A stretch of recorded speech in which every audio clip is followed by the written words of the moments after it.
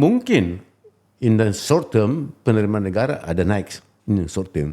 Tapi in the long term sebenarnya itu merugikan negara juga kalau dia terlalu lama di sini. Kalau kau lihat duta besar negara-negara maju, pasti kita nggak usah menutup mata dengan itu.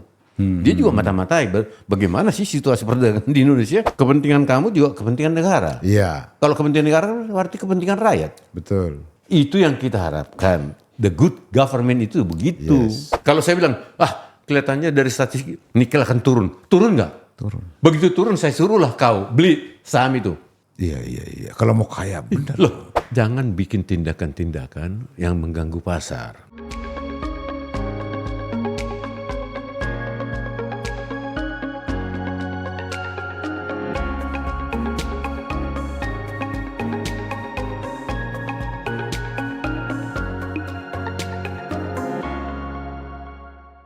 Halo Sobat Muda, jumpa lagi dengan saya Ilham Rasul di podcast Rumah Pemuda. Saya kembali mengundang abang kita, senior kita, guru kita, Bang Dr. Simon Sembiring. Selamat sore Ilham. Selamat sore Bang, terima kasih telah berkenan kami undang kembali. Beliau pernah jadi Dirjen Mineral dan Batubara di Kementerian ESDM. Pensiun tahun 2009. Udah lama ya Bang, hampir 10, udah cukup lama. Tetapi ilmu-ilmu abang tentu kita butuhkan untuk kebutuhan nasional kekinian. Ya, Bang, saya kan aslinya dari Bima, Ya. Nusa Tenggara Barat. Ya. Di sana itu ada perusahaan tambang emas, namanya dulu Newmont. Nusa Tenggara. Newmont Nusa Tenggara. PT NNT. Ya. Sekarang berganti nama jadi AMT, Aman. Adik-adik saya banyak yang unjuk rasa, nggak di Jakarta, nggak di Mataram, terkait dengan tata kelola tambang yang dirasa kurang menguntungkan buat masyarakat setempat. Karena dianggap PT AMT ini melakukan ekspor tidak dalam bentuk emas, melainkan dalam bentuk konsentrat. Alasan utamanya adalah karena smelternya itu belum selesai, ada kerusakan lah. Sudah selesai tapi rusak. Sudah selesai tapi rusak. Nah perpanjangannya ini kan tidak boleh sebenarnya menurut undang-undang, Ya, tidak kalau boleh. dia rusak ada excuse lah. Kalau dia rusak baru dibolehkan izin relaksasi itu. Namun faktanya ternyata menurut teman-teman di sana 3 kali pengajuan izin relaksasi itu, 2 kali telah dipenuhi. Dan ini yang terakhir proses pengajuan kembali relaksasi itu. Nah ini ingin saya dalami dengan abang, apakah memang terbiasa ada kesengajaan dari itu? Atau minimal gini, adakah keuntungan lebih dari sebuah perusahaan ketika dia melakukan ekspor konsentrat atau dia melakukan ekspor barang yang sudah murni? Jawabannya bisa ya, bisa tidak. Oke. Ya, tapi yang jelas kalau memang dia sudah mempunyai unit pemurnian, that's okay. Berarti dia kan sudah melaksanakan sesuai peraturan perundangan. Iya. Ya kan?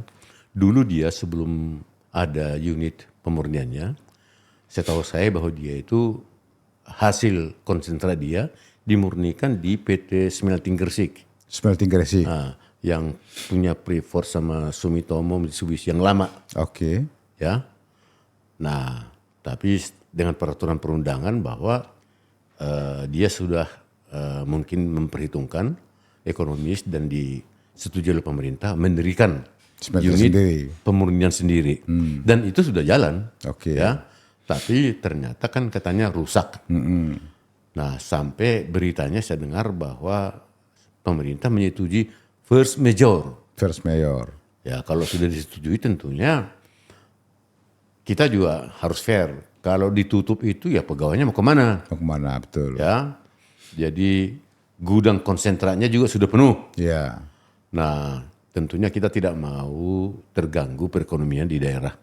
Ya, dan tentunya menyangkut juga penerimaan negara. Ya. Nah, oleh karena itu ditempuhlah mereka bisa mengajukan karena itu adalah alasan yang kuat mengekspor konsentrat. Dan itu harus bayar biaya keluar ya, biaya ekspor. Dan itu agak mahal. ya. Dan jadi menurut saya pasti dengan dia mengekspor konsentrat, bagi negara juga mungkin in the short term penerimaan negara ada naik in the short term. Tapi in the long term sebenarnya itu merugikan negara juga kalau dia terlalu lama. Iya. Karena kalau konsentrat itu kan harus dipotong harga pemurniannya. Tapi kalau dia sudah murni, begitu dia menjadi lembaga, dia ekspor itu berarti sesuai harga LME, harga pasar. Iya. Dan itu cukup tinggi kan? Cukup tinggi. Nah, sehingga penerimaan negara kan portion kan? Iya.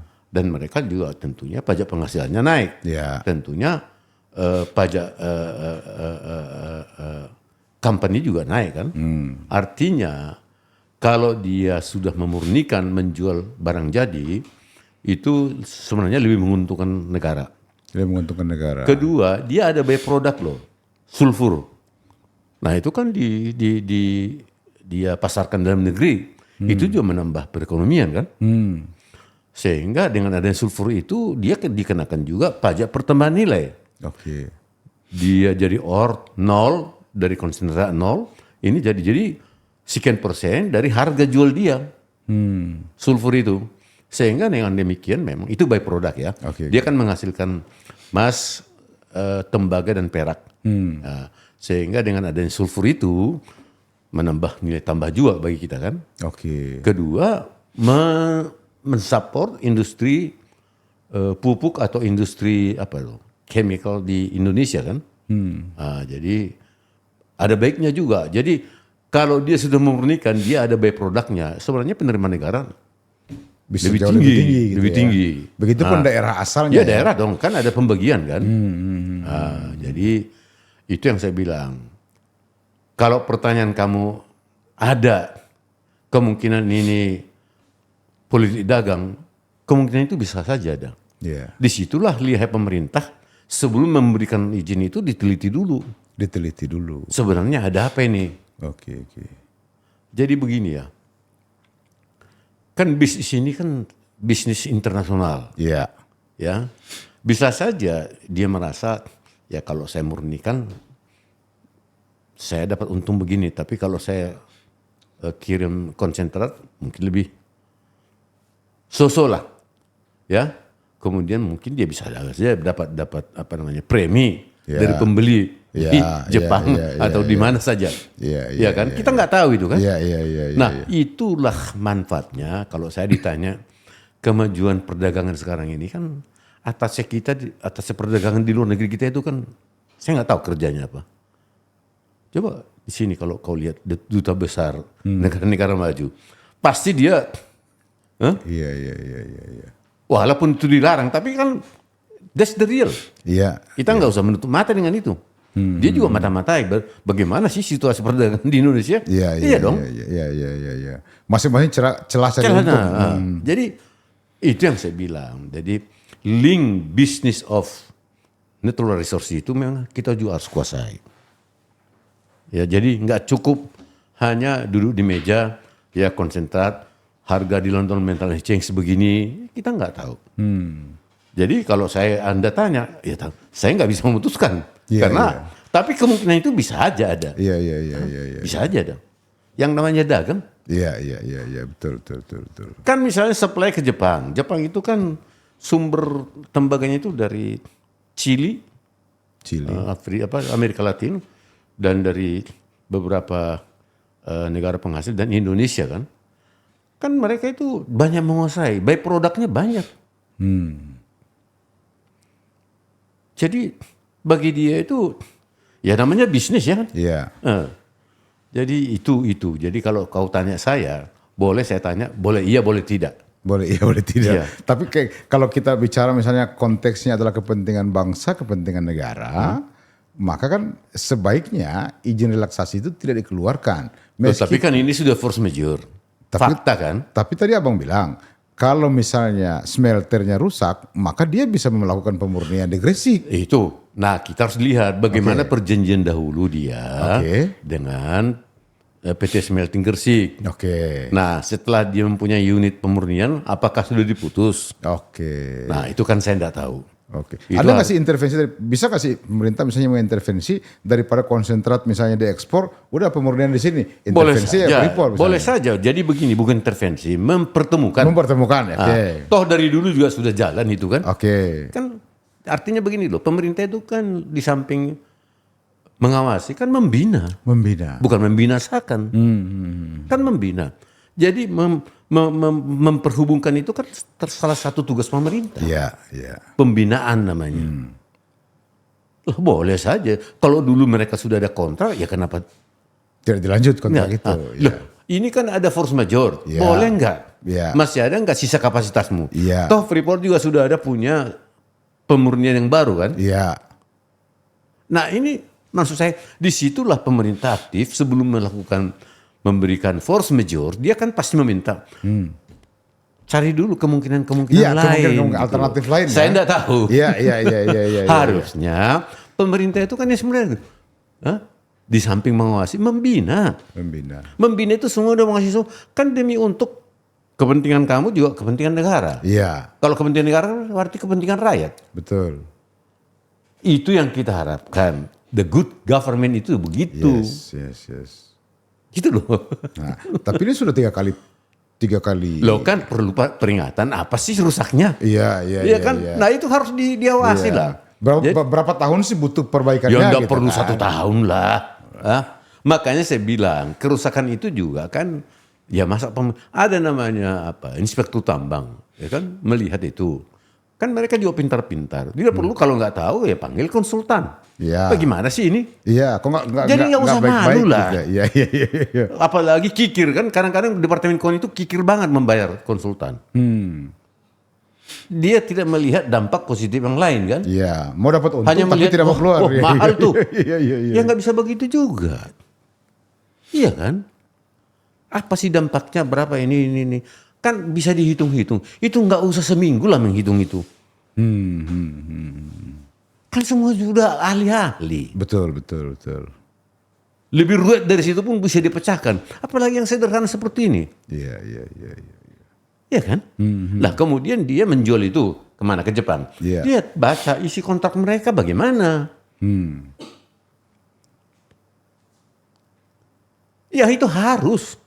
Iya. Jadi jangan asal you bayar ini, jangan nggak begitu saja. Kontrak mereka, you murnikan di sana, you bayar ongkos pemurnian atau you konsentrat dibeli, kan macam-macam tuh. Iya. Ada juga hanya saya memurnikan di situ, saya hanya bayar loh, cost of the refinery. Barang yang jadi itu milik saya nanti jual. Jadi itu kontraknya harus didalami gitu loh. Oke. Saya nggak tahu ya. Dan publik juga harus disampaikan itu. Adik-adik saya ini sekarang ini sampai ke situ nggak pendalamannya. Oke. Ya harusnya sebagai pemerintah, ya korek dong. Jangan asal, ya nggak bisa begitu. Jadi penjualan konsentrat itu apa betul-betul jual saja, atau perusahaan ini, saya hanya sewa smeltermu loh. Barangnya nanti saya. Bermacam-macam itu.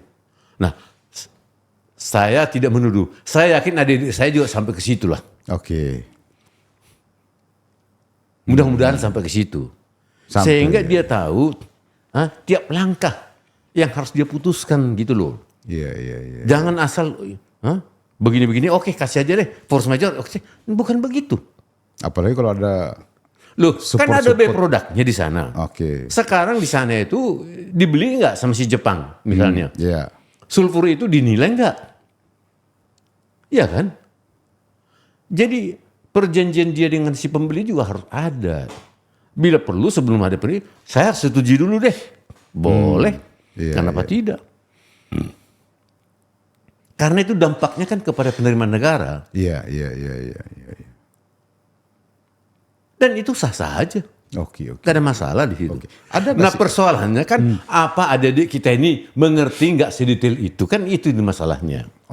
Atau jangan-jangan pura-pura nggak mengerti. Saya nggak tahu. Saya nggak menuduh. Saya nggak mau menuduh sekarang ya. Nanti kita ngomong sudah komentarnya Pak Simon itu kan terlalu begini. Janganlah. Oke. Saya kan berpikir jernih. Saya kan tidak menuduh dari tadi. Harusnya kan saya mengatakan begini. Jadi jangan hanya nilai, oh kau dikenakan biaya ekspor ya. As simple as that. Itu bukan produk anak sekolahan itu. Iya. Dia harus tahu berapa harga. Kau hanya memurnikan saja barang itu barangmu, nanti kau jual lagi. Atau memang hanya jual konsentrat. Itu kan macam-macam. Iya. Jadi harus tahu gitu loh. Jadi kita ngambil decision itu ya harus membuat satu keputusan yang paling menguntungkan negara yang mana. Harus begitu dong. Basisnya kepentingan negara. Iya dong. Betul. Sehingga tidak ada tadi dugaan-dugaan yang aneh-aneh. Iya. Nah di samping itu juga saya nggak tahu. Selama ini DPR kan nggak pernah bertanya mengenai itu ya. Iya nggak pernah bertanya. Bahkan Ya, karena mungkin DPR juga nggak menguasai masalah gitu loh. Cenderung bungkam malah kelihatannya. Nah, saya Ribut tidak soal menuduh. penerimaan daerah kalau DPR sana. Tapi kan publik, saya baru tahu loh ini diperpanjang segini-gini. Saya gara-gara kau undang saya buka Google. Oh katanya sudah bagus kok kan. Iya. Tapi kok aktivitas ekspor masih dilakukan gitu kan? Jadi ya kita kan serba terbatas. Iya. Enak sekali kan. Ya mudah-mudahan kita tidak paling percaya sama Google dah daripada pemerintah deh. Kalau udah sampai segitu berarti kan kasihan dong. Iya. Gitu kira-kira sementara. Oke. Ada gak sih alat kendali pemerintah Bang untuk melakukan kontrol misalnya terhadap proses aktivitas ekspor atau perdagangan internasional yang dilakukan oleh perusahaan ke Pasti perusahaan? ada. Jadi begini loh ya. Kan perusahaan-perusahaan itu mengekspor. Katakanlah batu bara. Oke. Melalui trader. Loh. Kan kita itu harga batu bara kan ada namanya Indonesian Coal Index. Ada Newcastle Index. Mana yang dipakai? Oke. Jadi terbuka kok. Jadi nggak ada yang disebut. Makanya kan transfer of the profit katanya. Katakanlah trader ini membeli 5 perak. Padahal harga sebenarnya sesuai indeks 8 perak. Ya nggak bisa dong. Iya. Semua terbuka kok. Sekarang kita kan harus percaya kepada indeks itu. Sekarang tinggal pilih. Mana yang kau pakai? Jadi harusnya penjualan mereka kepada pembeli itu kontraknya harus diserahkan kepada pemerintah. Iya. Harus itu. Iya. Kontrak jual beli perdagangannya itu, jual belinya. Jadi kalau misalnya harga batu bara, indeks mengatakan dengan spek begini, indeks mengatakan 50, tak tahu dikatakan 30, berarti kita rugi dong. Iya, betul. Berarti terjadi transfer of the profit. Ngontrol itu gampang kok. Pakai indeks mana? Oke. Indeks itu ilmiah loh itu. Iya. Dan diakui semua trader. Itu trading mengakui itu gitu loh. Jadi sebenarnya menurut saya nggak ada yang aneh. Kalau dijalankan secara konsekuen Bang. Loh harus begitu dong. Loh ini kan perdagangan, nggak ada yang sembunyikan. Oke. Ini kan bukan dagang sapi, dagang ayam. Iya. Iya kan, terbuka kok semua. Pemerintah berhak nggak meneliti harga? Berhak, karena royalti sekian persen dari harga. Sekian persen dari harga. Iya dong, hak kita hak rakyat. Kalau volumenya dikurangi, Loh, berkurang rugi dong royalti. rakyat dong. Betul, rakyat rugi. Betul. Apalagi kalau harga disembunyikan. Ya, apalagi main begitu kan. Jadi sebenarnya sistem itu dari dulu sudah ada. Jadi kenapa sekarang dipersulit? Atau memang sengaja dipersulit? Saya nggak ngerti. Iya. Ini terbuka kok. Jadi apa yang disembunyikan? Harga nikel aja ada nikel, indeks. Jadi semua itu udah ada indeksnya. Dan indeks itu dibikin secara ilmiah loh. Secara ilmiah dan diakui. Nah, bukan hanya diambil dari awang-awang gitu loh. Iya. Kalau saya sih menurut saya Apa sih sebenarnya yang susah di negara ini? Iya. Tapi kenapa info-info itu susah sekali disampaikan ke publik, Bang ya? Ya itu yang saya tahu. Barangkali di SDM misalnya, kalau ada misalnya sorotan, ya kan ada namanya. Dulu kan di SDM itu ada biro apa gitu ya, yang memberikan penjelasan. Iya. Sampai sekarang saya udah hilang itu. Lah ya aktifkan kembali aja. Jadi memberikan suatu penjelasan. Jadi jangan langsung menteri, langsung dirjen. Kan boleh mereka kan. Betul. Nggak ada pelapis. Iya. Dari zamannya dulu juga begitu ada kok itu. Iya. Di kantor pusat itu kan ada satu biro itu menangani itu. Di DSDM itu. Ada satu biro. Lah bila perlu misalnya di Supomo, dibentuk saja. Iya. Bila perlu kan tiap Jumat undang wartawan kan gitu. Apa ini masalahnya ini? Ya. Sampaikan dengan bagus. Betul. Supaya tidak ada kecurigaan, Bang. Ini kan ya kami sebagai warga daerah yang di sana merasa kok ini seolah-olah seperti disembunyikan, seolah pemerintah. Karena tadi kelihatannya nggak ada keterbukaan. Jadi sikap seperti itu wajar-wajar saja. Wajar-wajar saja tuh. Ya, jadi pemerintah juga jangan langsung mencap, memang Anda anti pemerintah. Jangan begitu. Memang information itu tidak lengkap gitu. Sekarang kan sudah zamannya informasi publik itu harus. Iya. Keterbukaan informasi publik. Kan ada undang-undang gitu kan. Ada. Masalah informasi, data dan informasi kan. Betul. Itu aja. Kalau Anda laksanakan koridor itu, mudah-mudahan aman. Ya kopi saya. Mana kopi Bang saya? Aduh, ini cepat loh. Sembari. Ya kan sederhana ya. Iya. Tapi kalau saya nanti ngomong begitu, dikata ini Pak Simon itu gampang. Bukan. Gak apa masuk. Tolong saya di challenge dong.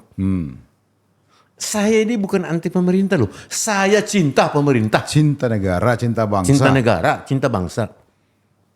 Jadi jangan, kalau kita berpendapat, jangan langsung dicap negatif dong. Oke. Kan saya kan tadi kasih jalan keluar tuh. Bukan hanya mau, enggak. Ada kok sistemnya itu. Oke. Sehingga semua tercover. Saya udah bilang tadi, Anda bukan hanya mengawasi, tapi membina. Apa artinya membina itu? Mencari jalan keluar. Tidak melanggar peraturan, tidak melanggar bisnis. Ya. Itu namanya membina. Tapi sudah boleh lakukan, Bang. Kemarin ribut-ribut soal RKAB diundang sama dirjen SDM kalau nggak salah untuk pelatihan khusus mengisi RKAB. Kan ada maknanya kan? Oke. Podcast itu ada maknanya. Iya. Cuman kan pertanyaannya baru sekarang. Harusnya kan sebelum itu sudah dipersiapkan ya. Apalagi dengan IT sekarang, informasi sekarang. Zaman saya kan belum secanggih ini. Betul. Ya malu ribuan kalau ribuan kalau nggak mampu, ya cabutin aja izinnya itu. Ya fair dong. Kalau nggak mampu Kalau nggak mampu. Betul. Ngapain kau kasih izin banyak-banyak? Kalau kau tidak mampu. Maksud hati memeluk gunung. Ya. Apa daya? Tangan tak sampai. Betul. Pepatah kuno itu perlu itu. Artinya ngukur diri. Iya dong. Itu perlu. Kalau memang kebutuhan kemampuan saya begini ya jangan dong. Kedua, emang semua ini wilayah pertama ini mau dihajar sampai habis-habisan sekarang. Konservasinya di mana? Iya.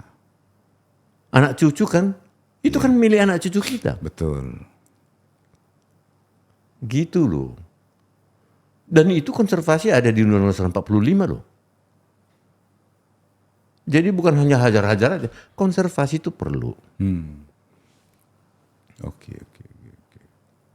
Gitu. Jadi sebenarnya ya kalau menurut saya, kalau itu semuanya satu persatu dijalani dengan bagus, itu sukit. Oke. Gak ada masalah. Gak ada masalah. Gak ada masalah. Negara kaya raya. Seperti Anda tadi kan. Sejahtera gitu ya. Ternyata masyarakat di sana nggak dikasih penjelasan. Nggak tahu kita. Apa yang kan nggak boleh. Nah kedua, Pemda juga saya kritisi dong. Kenapa kau diam? Iya dong. Bahkan Pemda yang berteriak minta izin konsentrat. Makanya datanglah ke Jakarta. Apa sih yang terjadi Pak? Diskusikan. Government itu kan provinsi itu kan wakil dari pemerintah pusat dengan otonomi daerah adendum kan. Betul. Jadi itu kompak itu yang pusat dan gubernur itu. Ini sudah zaman terbuka kok. Bila perlu nggak ketemu, dari informasi pun bisa kan? Iya kan. Tapi basisnya memang harus dasarnya kepentingan rakyat. Iya dong. Iya. Kan daerah berkepentingan dengan ini dong. Iya. Ini jomplang pendapatan daerah Bang. PAD saya bagaimana? Bukan hanya itu kan, terjadi pengangguran barangkali. Ya, gara-gara itu. Pasti. Kalau berhenti operasi pasti. Supply untuk ini mungkin berkurang. Iya. Pasti ada dampak negatifnya. Iya kan? Nah, oleh karena itu harusnya biaya ekspor itu ya kasih dong kompensasi untuk itu. Iya. Itu baru namanya harmonis gitu loh. Karena jujur saja Bang, banyak masyarakat sana mempertanyakan, kan itu konsentrat punya residu.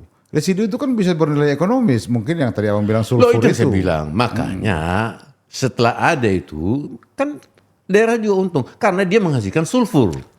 Ada nilai tambahnya kan. Ada nilai tambahnya. Dan itu aja pajak pertambahan nilai. Dari zero, sekian persen, 2,5% dari harga sulfur. Kan tinggi itu. Tinggi, betul. Jadi, kalau saya dikatakan, simpel kok. Simpel Pak. Asal kita bicara bekerja dari hati. Dari hati. Gitu. Tapi kalau Anda sudah punya motivasi lain, ya lain lagi kan. Iya. Betul. Tapi memang Bang, satu sisi pemerintah ini ingin menunjukkan bahwa mereka ingin meningkatkan pendapatan negara dari sektor pertambangan itu. Kan kemarin muncul tuh keinginan menaikkan royalti. Tapi pada sisi lain ada juga hal-hal yang seperti pemberian izin relaksasi konsentrat itu, kok pemerintah sengaja membiarkan ini pemerintah sendiri merugi. Kan begitu logika kita Bang. Meskipun dalam satu situasi itu bisa dianggap force majeure, tetapi kan tidak mungkin bisa 2 kali perpanjang, kan setahun jadinya Bang. Yalah, menurut saya sudah sampai setahun lah untuk memperbaiki kerusakan itu. Itu kan ada smelter di nikel juga ada, di Gersik juga. Saya lihat waktu saya juga aktif ya, smelter di Gersik itu walaupun di bawah perindustrian itu enggak pernah sampai 1 tahun itu rusak gitu loh. Iya kan? Dan itu kan proteksinya juga tinggi. Iya. Kan itu teknologi canggih. Iya, betul. Iya kan? Betul. Sekarang saya tanya, handphone kita tuh gampang rusak nggak? Kan enggak. Jatuh aja masih. Iya. Jadi makanya harganya mahal kan? Iya. Proteknya juga tinggi, safety-nya gitu loh. Yang masalah kalau cuma berita acara yang rusak Bang. Berita acara kerusakan terus gitu. Mudah-mudahan tidak begitu lah. Saya sih masih positif lah, positif thinking ya. Oke, mudah-mudahan. Bahwa ya mudah-mudahan. Nah tadi Anda kan menyinggung ada rencana menaikkan, saya juga baca di Menteri Bahlil, kemudian dengan Presiden juga sempat kan, lagi dibahas. Kan sebenarnya begini tuh. Pejabat publik itu memberikan statement itu harus hati-hati. Oke. Bahlil kan langsung mengatakan lagi kita bahas untuk kenaikan royalti. Dengan statement itu pasar saham kan langsung berespon pasti. Merespon. Investor juga merespon. Wah, apa-apaan ini? Jadi statement yang sepotong itu, waktu itu dia dengan Menteri Keuangan kan lagi dibahas katanya kan. Oke. Itu nggak main-main itu. Makanya tolong deh ngerem dulu. Iya. Kalau memang Anda masih meneliti jangan usah diomongin. Iya. Nah ternyata kan sudah dari statement tidak jadi. Tidak jadi. Ya memang dia tukang mancing biar keruh melulu kerjanya. Ya nggak begitu dong. Iya. Pasar kan sudah bergejolak. Sudah bergejolak, betul. Ada dampaknya kan, investor juga ngapain lagi sini. Jadi begini, saya jelaskan royalti. Oke. Royalti itu filosofinya adalah a certain kewajiban perusahaan kepada negara, kepada rakyat lah melalui pemerintah untuk terjadi transfer of the owner. Kan bumi dan air itu dimiliki negara untuk rakyat punya, kau bayar, disitulah terjadi transfer kepemilikan. Itu falsafahnya, ya kan? Dan kita tentukan itu juga dalam portion, sekian persen. Sekarang saya tanya, kalau harga naik nggak penerimaan negara? Naik nggak royalti? Ya, harusnya naik. Otomatis naik kan? Karena portion dari harga. Kecuali kalau kau bikin fix per ton 5 perak. Iya. Harga melambung juga tetap aja 5 perak. Betul. Kau loss. Tapi kalau bilang per ton 3%. Nah, harga naik, loh. Kan penerimaan. Satu. Itu penerimaan negara bukan pajak kan? Kalau dia naik harga pasti dia punya keuntungan juga naik dong. Iya. Kalau keuntungan naik berarti pajak Penghasilan naik. So what? Oke. Jadi jangan asal ngomong dong. Saya dulu Bung, saya nggak kembali ke sejarah lah. Oke. Kalau saya kaya, gampang saja dong. Iya Bang. Dan itu white collar kaum, sampai ke ujung langit pun kau nggak bisa deteksi. Tahu caranya? Gimana Bang? Saya sudah ngomong sama kaulah wartawan. Nanti Jumat kita pertemuan lah ya. Kan mulai saya tuh dong, tanya ini. Ya. Kemudian di belakang saya sudah siapkan teman saya pengusaha lah yang bermain di bursa. Di pertama ini kan yang listing itu PT Timah, PTBA, PT Aneka Tambang. Kita atur lah wartawan tanya, Pak Dirjen, gimana kira-kira harga nikel ini? Produsen nikel kan Antam. Saya bilang, bakal naik nih. Besoknya naik nggak sahamnya Antam? Pasti, respon pasar kan.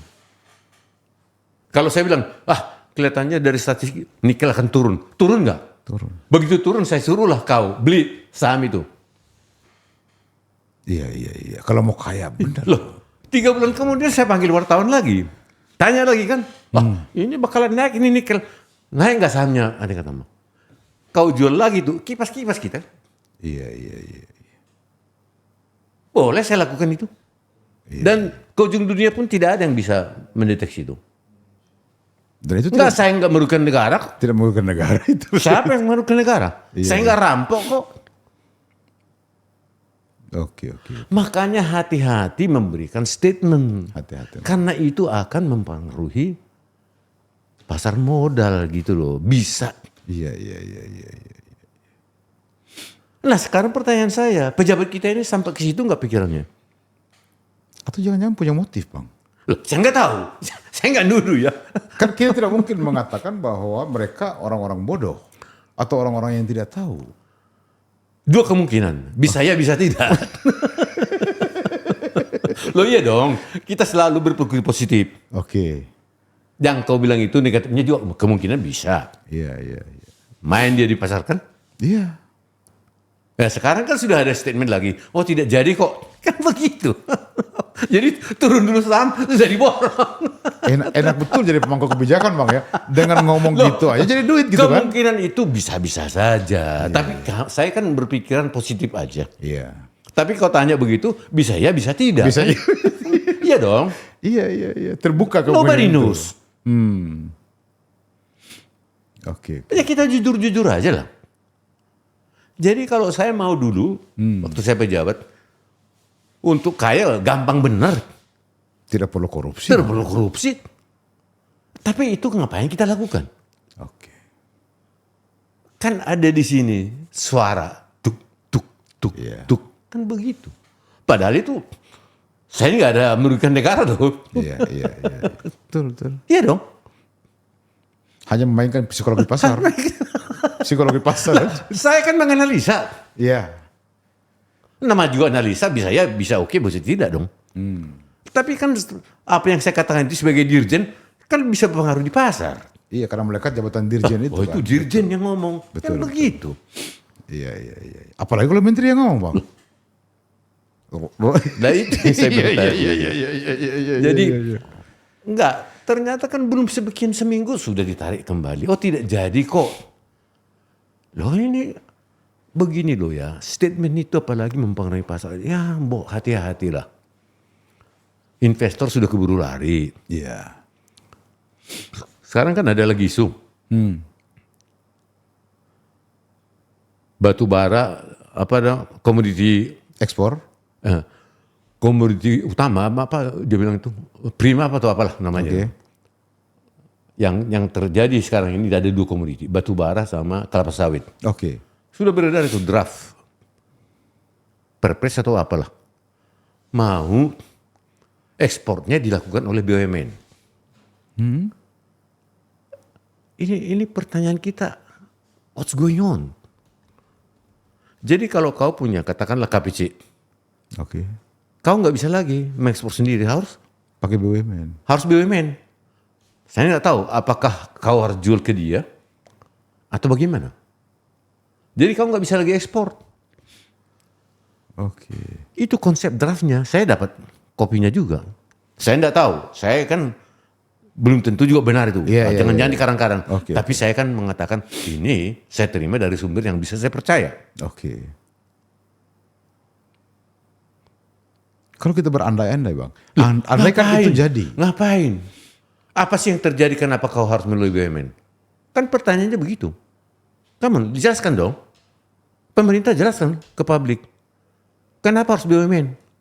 Jadi kalau saya punya produsen, saya nggak bisa ekspor lagi. Saya nggak bisa lagi jual langsung kepada pembeli.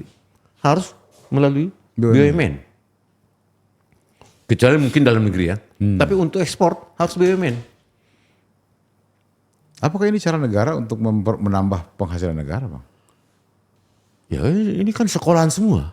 Ya, ini kan produk tidak sekolahan ini. Oke. Loh, kan main begini. Nah, saya tadi sebelum ke sini berbicara dengan teman saya. Oke. Yang dia juga banyak tahu lah.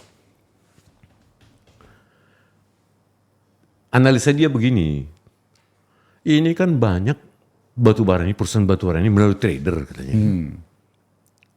Jadi pemerintah mungkin menduga kok dijual ke trader itu murah, kemudian trader menjual ke tempat lain lagi mahal. Kan gampang aja. Saya udah bilang tadi harga batubara ada indeksnya kok. Ada indeksnya. Kalau kau jual, katanya indeks, nah katakanlah dengan spek begini, indeks mengatakan per ton itu 50. Iya. Kalau kau jual ke trader 30, apa iya? Kan gampang mendeteksi. Satu. Kedua, perusahaan-perusahaan besar ini kan kalau dia membuat kontrak itu harus disetujui pemerintah. Harus setuju pemerintah. Itu waktu saya namanya PKPDB dulu batubara ya. Oke. Nah sekarang menjadi UPK. Oke. Saya kira tidak berubah. Jadi kau rencana penjualanmu kirim ke saya harus setuju. Satu. Di RKB juga ada itu kan. Ya. Harga berapa? Iya. Jadi menurut saya apa yang terjadi gitu loh. Kenapa harus melalui BUMN? Kita bikin lagi satu BUMN lagi, cost lagi. Padahal kalau ini kita kontrol, tidak perlu lagi kan menggaji mungkin 1.000 orang nanti pegawainya BUMN ini kan. Iya. Costly lagi. Betul. Ya kan? Bisa pakai bangun jembatan itu Bang. Loh, makanya saya lihat draftnya itu, sebenarnya pertanyaan saya, what's going on? Apakah Abang melihat? Untuk mengatasi transfer of the profit, kan tidak harus begitu. Saya bilang, oke, kau bikin perjanjian jual beli, kontrak. Oke. Jadi begini, waktu saya dulu dirjen, ada kontrak harga fix selama 20 tahun. Saya panggil satu-satu perusahaan, tidak boleh, nggak bisa begitu. Lah kenapa? Loh, milik saya kan 13,5% di situ. Masa ada kontrak 20 tahun harganya $26 per ton. Saya robah. 3 bulan sekali tinjau. Oh, mereka mula-mula protes. Go to hell with you. Take it or leave it. Oke. Nah, 4 kali lipat penerimaan negara dari batu bara. Hanya ngontrol harga itu. Hanya Bang. itu. Iya, saya lakukan. Karena saya lihat isi kontrak loh. Masa kontrak 20 tahun harga batu bara per ton $26? Padahal itu kan pasar yang menentukan ya. Logikanya begitu ya. Enggak. Artinya begini loh. Perjanjian itu kenapa disetujui gitu loh. Kan dia jual beli itu kan, perjanjian jual beli kan harus setujui kita. Oke. Nah saya bilang, saya begitu. Kan saya dulu tidak ngurusin batu bara. Saya ngurusin mineral kan. Oke. Loh saya lihat, apa-apaan nih? Mula-mula mereka, ini kan kontrak jangan. Go to hell itu, saya nggak peduli. Iya. Saya bilang, ini fair aja ngomong. Anda pengusaha, saya pemerintah. Kau jual batu baramu selama 20 tahun dengan harga $26 per ton. Saya tanya kamu, kau ongkos produksimu naik nggak per tahun? Naik. Loh, berarti kan profitmu turun dong. Saya tembak aja begitu. Iya. Pantu nggak curiga saya. Rela nggak kau profitmu turun? Iya. Pek. Saya panggil satu-satu. Gitu loh. Iya, Kan sederhana kan? Iya. Nggak perlu ilmu tinggi tuh. Apalagi sekarang batu bara pun sudah ada National Index, Coal Index sudah ada. Kedua, Newcastle juga, Australia mengeluarkan itu. Sekarang tergantung apa yang kalian pakai. Jadi nggak bisa ditipu menipu itu. Oke. Kan katanya ada trader yang punya trader ini dia juga sahamnya di luar negeri. Dijual ke trader ini harga pasar batu bara katakanlah 50, dia jual ke sini 20. 70 misalnya. Nah, berarti saya bilang, berarti Supomo kontrolnya apa dong? Itu kan dugaan orang. Iya. Sampai sekarang saya belum yakin sih. Jadi saya nggak mau menyalahkan juga Supomo. Tapi kalau itu yang terjadi, ya konyol dong. Konyol. Konyol dong. Masa yang gitu aja, nggak usah sekolah tinggi deh mengontrol itu. Sudah ada indeks kok, apa lagi yang dipersoalkan? Kalori begini, kadar ini begini, ini sudah ada indeksnya di situ. Sekian harganya. Nah, sekian harganya. Mau you pakai Newcastle Index, mau Indonesian Coal Index, ada. Tapi mungkin BUMN mau ambil selisih kayak selisih yang diambil trader, Bang? Kenapa? Mau ambil selisih mungkin BUMN seperti yang diambil sama trader. Artinya BUMN-nya BUMN trader gitu. Loh enggak, tapi kan tetap aja dia mau jual apa, sama aja kan indeksnya juga. Iya. Emang kalau indeks sudah $50 dengan spek begini, emangnya kau bisa bertahan 60? Nggak ada yang beli. Iya. Dia lari ke Australia dong. Nah, emangnya menghasilkan batu bara cuman kamu? Iya. Ya jangan sombong loh. Betul. Oke. Kalau lu begitu, gue pergi ke Newcastle dong, Australia. Jadi kan bukan monopoli. Betul. Perlu nggak sekolah tinggi untuk itu? Ya, saya mendengar abang ceritanya udah paham.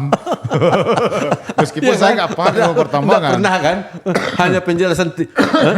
Berapa? 10 menit kan sudah. Iya. Artinya bisa jadi kursus ringan kalau urusan itu. Oke. Itu loh maksud saya. Ya saya nggak ngerti apa latar belakangnya. Pemerintah mau, sudah ada draftnya beredar. Saya belum tentu benar loh ya, draft itu benar atau tidak. Tapi kalau benar itu konyol, Bang, ya? Tapi kalau benar itu konyol. Oke, itu poinnya. Kau bikin lagi BUMN, kau gaji lagi orang. Makin pengeluaran perusahaan BUMN ini makin banyak. Kerjanya juga tidur aja selesai itu. Iya. Nanti bekerja di situ 400 orang gitu. Iya. Oh mungkin barangkali pemerintah menciptakan lapangan kerja. Barangkali, saya tidak tahu. Iya. Tapi kalau kepentingannya untuk mengamankan negara, tidak di situ jawabannya gitu, Bang, ya. Loh, makanya saya bilang, apa sih susahnya? Oke. Jadi kontrak penjualan mereka itu harus persetujuan kita. Karena apa? Karena itu kan ada royalti di situ. Ada royalti. Dulu kan ada 13,5%. Ada milik saya di situ. Jadi pemerintah berhak tahu dong. Iya.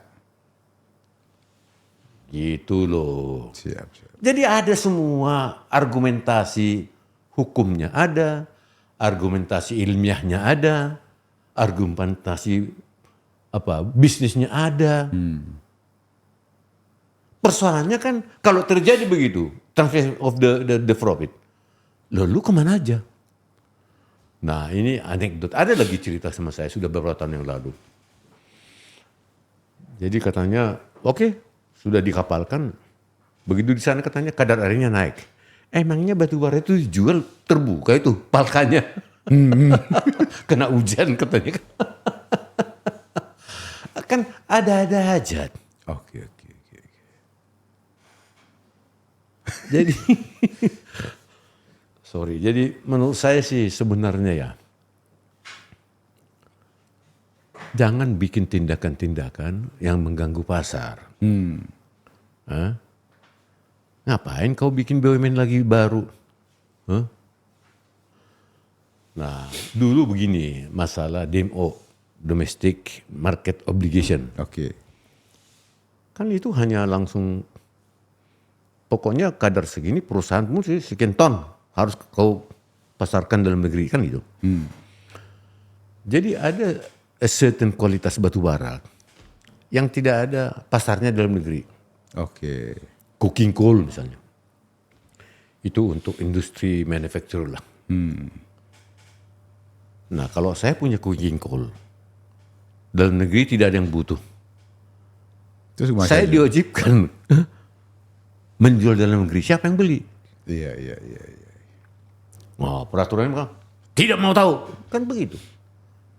Akhirnya saya dari produsen menjadi pedagang. Saya belilah batu bara yang kadar rendah dari satu perusahaan. Itulah seolah-olah market obligation saya. Kan bohong-bohongan. Oke.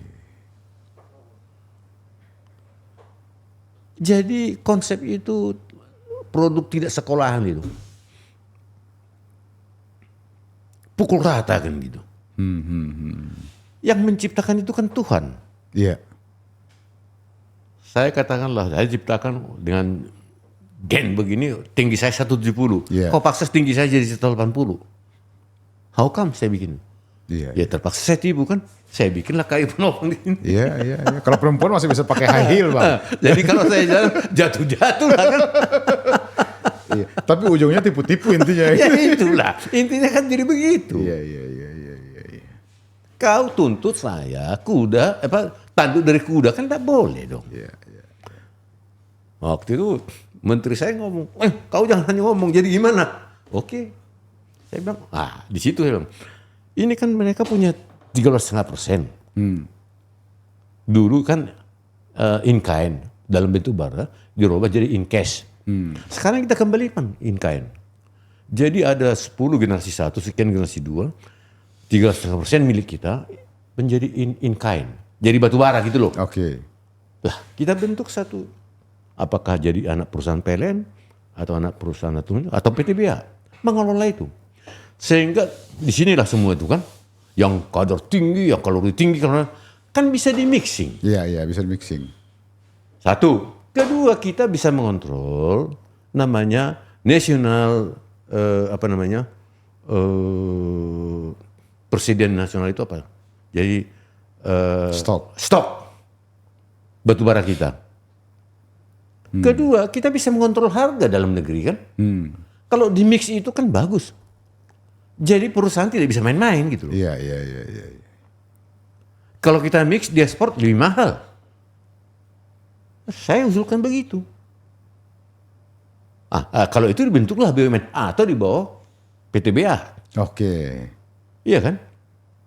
Itu nggak mahal kok. Paling sekian hektar untuk mengumpulkan itu. Jadi in cash dirubah jadi in kind. Oke. Ada dua hal. Kita bisa mengontrol harga, kemudian kita menjamin stok untuk PLN kan? Iya. Ada national stock. Jaminan bagi keterpenuhan stok nasional lah. Kebutuhan iya kan? negeri. Tercapai. Buffer stock. Oke, buffer stock. National coal buffer stock. Itu saran saya. Daripada, wah ini sekian ton, semuanya, nggak ada sekolahan itu. Jadi waktu zaman saya itu, Ya, ya. waktu Pak Purnomo jadi menteri, belum ada itu. Karena Pak Purnomo memang konsep saya dia masuk akal bagi dia kan. Iya. Jadi belum ada DMO waktu itu. Nah setelah Pak Purnomo diganti, baru muncullah konsep yang gampangan tadi itu. Sampai sekarang. Oke. Jadi menurut saya sebenarnya kalau kita, ini saya belajar dari Pak Kuntoro itu. Mon, kau itu kalau bekerja ya harus berpikir jernih. Apa itu Pak berpikir jernih? Kau harus jelas mana yang benar, mana yang tidak.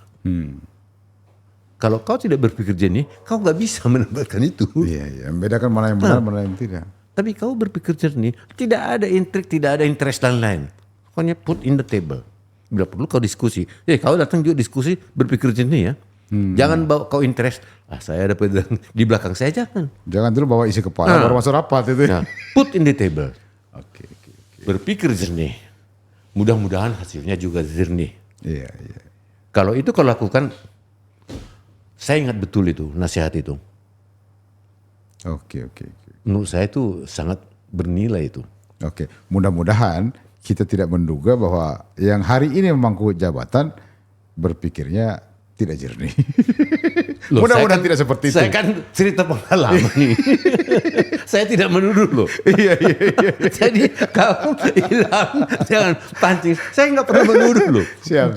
Nggak boleh, kita saya juga berpikir positif. Iya. Intinya Bang, Tapi pengalaman saya begitu. Betul. Dia bilang kalau kau berpikir jernih, mudah-mudahan decision yang kau ambil itu tepat. jernih pula, betul. Terima kasih Bang Simon. Luar biasa, kita banyak pengetahuan, banyak ilmu dari Abang. Mudah-mudahan didengarkan sama Pak Bahlil, Menteri SDM, dan pihak-pihak terkait. Semoga menjadi suplemen untuk perbaikan. Saya bisa kata penutup ya. Siap, silakan. Jadi begini Ilham, saya kepada siapapun yang mendengar ini, tidak ada intensi saya untuk menggurui. Ya. Tidak ada maksud saya untuk menjelek-jelekan. Tetapi saya mencoba memberikan sumbangsi pendapat. Iya. Kalau bapak-bapak mengatakan itu tidak bisa, ya nggak apa-apa. Nggak apa-apa, saya juga nggak sakit hati kok. Iya. Tapi itu namanya pendapat. Iya. Diterima syukur. Boleh diterima, boleh tidak. Tidak diterima, tidak rugi apa-apa juga. Dan saya tentunya memberikan pendapat, kan saya punya argumentasi. Iya. Belum tentu saya benar loh. Betul. Iya kan? Tetapi Ilham mengundang saya ke sini, tentu saya datang dengan semangat kejernihan. Itu aja. Siap. Terima kasih banyak Bang Simon. Assalamualaikum warahmatullahi wabarakatuh. Terima kasih.